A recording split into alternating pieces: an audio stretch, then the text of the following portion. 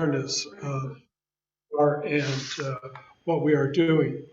There was, I want to thank all those that showed up for the visioning yesterday.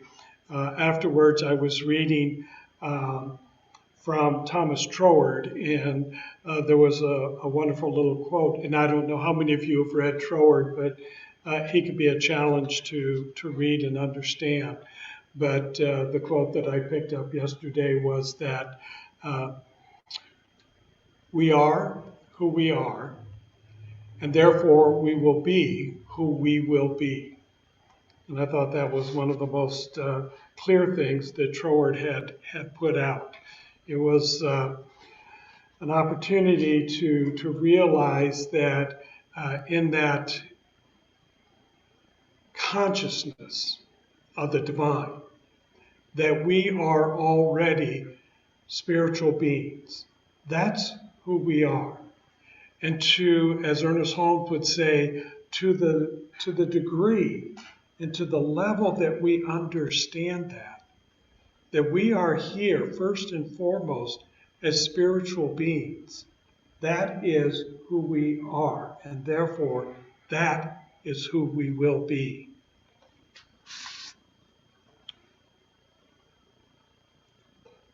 I'm going to bring up my PowerPoint here.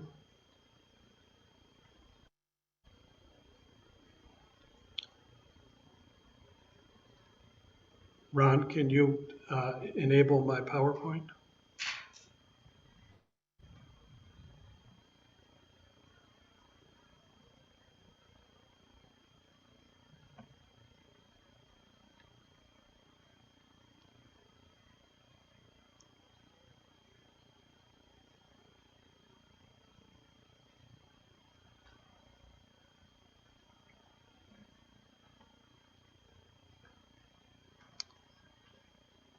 The PowerPoint has, in the settings, is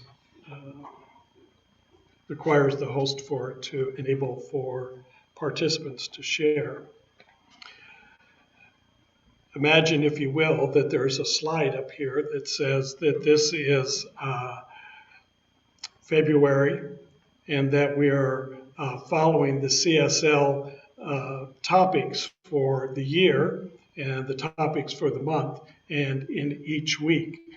These were written, I got really a year ago, and they are being followed by over 400 centers, teaching chapters, and focus ministries around the world as we come together to unite in this theme and in this topic and in this global vision that we have that speaks to a world that works for everyone. Our theme for 2022 is Living Everyday Wonder. The theme for the month of February is the inner life.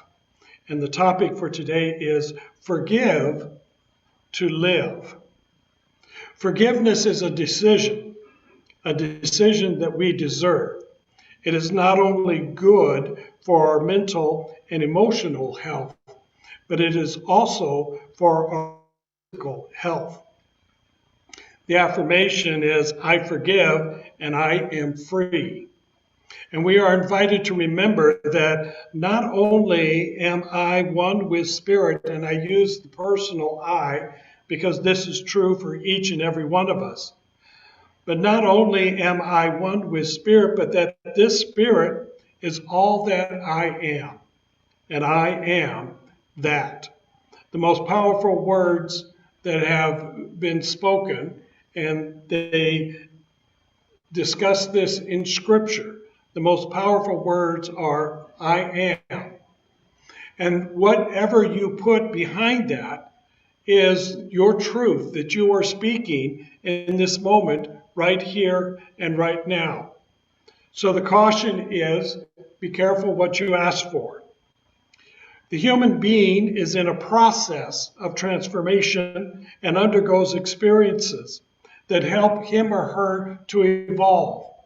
This is the aspect, this is the process of being here on this planet Earth and being in this form that we call human being. that we are evolving back into that awareness of who we are at the very essence of our being, that we are here first and foremost as spiritual beings. The people who are a part of our life play a role in that life, and they help us to become aware of our weakness. Others do nothing more than point out our wounds, and it is not others who make us suffer. The real cause is within ourselves. Forgiveness is the path that allows us to free ourselves from resentments and regrets, to find inner peace. It is a sacred act that allows us to reconnect with the source. It is the tool given to move forward on our own path of evolution. In spirit, justice without judgment is always automatic. It is infallible and in a universal principle with no room for divine wrath, condemnation, or punishment. Human forgiveness is the process that frees us to live in the eternal now. It is essential that we forgive ourselves and others before true spiritual growth can flourish. For it is through forgiveness that we free ourselves. Human suffering results from the misuse or the ignorance of the law. And it ends automatically when we stop misusing it and we understand how it works. This is the motivation from our founder, Ernest Holmes, and developing the science of mind and bringing us into the Centers for Spiritual Living to understand what is the universal law, to understand what are the principles that we speak of, to understand our divine essence that is already within. Because as we do that, then as co-creators of our life and our experiences, we will be able to bring forth a greater truth into who we are and how it is that we live. And so if you would imagine that there's a quote from Ernest Holmes on the slideshow that would be up here that would give his words as to how we understand the way in which the law works. This is often called divine forgiveness, but it is simply the effect of the intelligent use of the impersonal principle. Principle is always there. Principle is at the very center of our soul, our body, and our mind. And if we understand this principle and we know how to use this principle, then this intelligence will always respond to us with a magnificent yes, yes, yes. It will bring forth what it is that you speak into the world. To not forgive and to hold grudges is to misuse the spiritual law, and it is a rejection of the one principle of all life. We erect an insurmountable obstacle to our spiritual process if we hold our old grudges. If there is a real or an imagined offense that we have not truly forgiven, we cannot release the true power of prayer while we hold on to unforgiveness. Forgiveness is a process of recognizing that we have an opportunity. We have an opportunity for soul evolution. It calls us to see the gifts of personal growth behind all the hurts, the pains, the offenses, the disappointment, and the betrayal. We have an opportunity, as the song said this morning, to a new dawn, a new day, to waken up into something that is even more magnificent than the day before. Forgiveness is a sacred act, and it allows us to reconnect with the divine source. Forgiveness comes from a process of love, which reminds us that we are linked to each other. When we forgive another, we are truly forgiving ourselves, because what we do to another, we do to ourselves, and this is a universal law. Those who bother us are messengers that help us see our own plan. When we choose to forgive, we are choosing to live in light and in love. We are the artisans of both our joys and our sorrows. We must forgive those who have made us believe that we are not valuable, and we must forgive ourselves for having betrayed them. As long as we have a belief in our inadequacy and our insufficiency within us, drama will keep appearing in our lives to confirm those beliefs. We must return unceasingly to love and to forgiveness, for our only goal is love. Relationships give us the opportunity to practice forgiveness and to heal our original grief. If we become victims and we blame the other person, there will be no healing, and the old beliefs will continue to drive our lives. We waste precious moments regretting the past or fearing the future, when the only time we can do something is right now. The act of forgiveness frees us from the past and from the weight of emotional baggage. And in that freedom, we become who we truly are. And we are who we are, and we will be who we will be. Forgiveness is glimpsing the truth beyond the apparent circumstance and recognizing that love is always involved. When we forgive, we regain the power that we have given to those who made us feel bad, because we realize that choosing what we feel is our choice. It is clear that we cannot grow spiritually if our heart is contaminated and remains in a low vibration. We must understand that we can use our creative power to create the life that we desire. We can create the life that we are worthy and deserving of. We can create the life that brings forth that greater good of peace, love, and joy.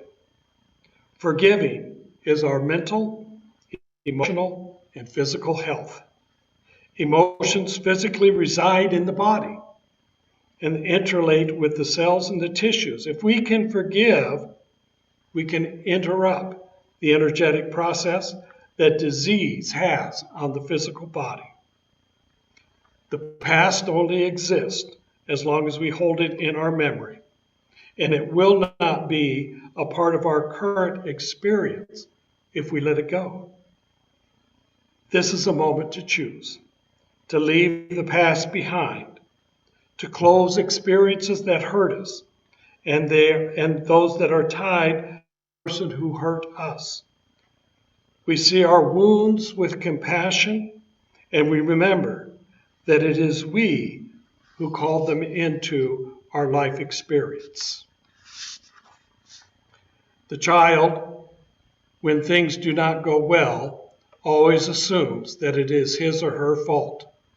And this thought is coupled with a great pain that the child represses to reduce it. As adults, we remain blocked with the idea that it is my fault and something is wrong with me. When an external situation activates that memory of suffering, and an emotional regression takes place, and the adult behaves like the small child who felt that pain for the first time. We go back to being that small child who does not feel loved, who feels guilty, and all the beliefs of our childhood emerge. We are immortal souls. In order to expand our consciousness of oneness, we come to this dual world to experience the pain of separation. We must not deny our pain, because if we do, we deny our purpose. Our reality is a staging of our consciousness, an illusion created by our five senses. we see in our world the reflection of our beliefs. Beliefs transform reality. When we understand that our enemies actually love us on a soul level, our hearts open up and we get rid of that victim belief. This is how we understand that people unconsciously set out to assist us, to help us heal, creating situations to give our soul the opportunity to contact the original wound or the mistaken belief, and then to heal it, to step forward into a new day and into a new dawn. Our actions have consequences. The law of cause and effect demonstrates that for every action, there is a corresponding reaction. We should seek to hold others accountable for their actions by intervening, but free from judgment and condemnation. However, after that, we should pray for the person and for ourselves, leaving the matter to the higher power. We must trust that the universe is arranging everything for a reason. The universe, spirit, the divine presence is in charge. It has manifested and demonstrated this universe in divine perfect order, from the smallest atom to the largest cosmos. It is arranging everything for a reason. There is perfect, and perfection is always residing somewhere in every situation, even if we cannot recognize it at the moment. Yes, we must intervene according to what is right with our present awareness of good and evil. But we know at the same time that according to the spiritual laws, the Spirit takes care of everything, and that in reality, there is nothing wrong. Only the need to heal an erroneous perception of our own belief that has presented us and prevented us from expressing our true self. If we can see the perfection contained in the situation, we will receive the strength to let go of our feeling of victimhood and free ourselves to live in the now, grateful for the opportunity to learn from our growth, to step forward into that new day, into that new dawn, into the new experience that is yet to be. For as long as we are here in this form and in this physical body, there is something more to do. It is the wound in me that invokes the healer in you. And it is the wound in you that invokes the healer in me, for we are all wounded healers. That quality is present in all of us to open our hearts and to heal our broken soul. I forgive and I am free. Please say this with me. I forgive and I am free. Thank you and namaste.